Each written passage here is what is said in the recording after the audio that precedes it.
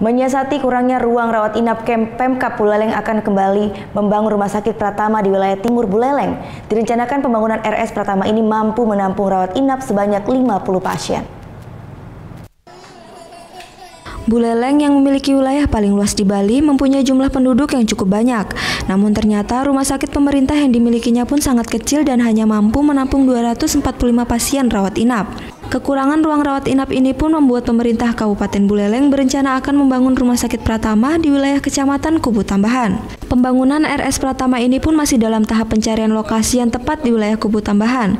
Nyoman Sucidra, Wakil Bupati Buleleng, berencana membangun rumah sakit Pratama ini pun paling strategis di wilayah Desa Bengkala, sehingga mampu dijangkau sejumlah kecamatan di wilayah timur Buleleng, seperti Tejakula, Kubu Tambahan, dan Kecamatan Sawan. Ini kan kita baru survei saja ini, Pak. Jadi kita ada 3 lokasi, ada di Kubu Tambahan sendiri, di Girimas, dan ini sekarang di Bengkala.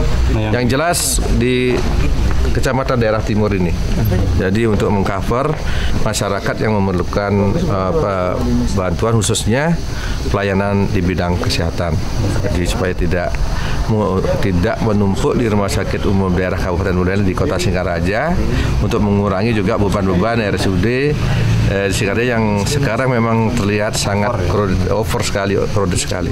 Pembangunan Rumah Sakit Pratama yang diprediksi menelan dana sebesar 37 miliar rencananya akan menggunakan dana APBN, dan Rumah Sakit Pratama ini diharapkan mampu menampung pasien rawat inap sebanyak 50 orang dan ruang UGD yang mampu menampung sebanyak 10 orang. Luas lahan Rumah Sakit Pratama ini mencapai 1,4 hektar, sehingga nantinya bisa dilakukan pengembangan untuk menambah ruang rawat inap.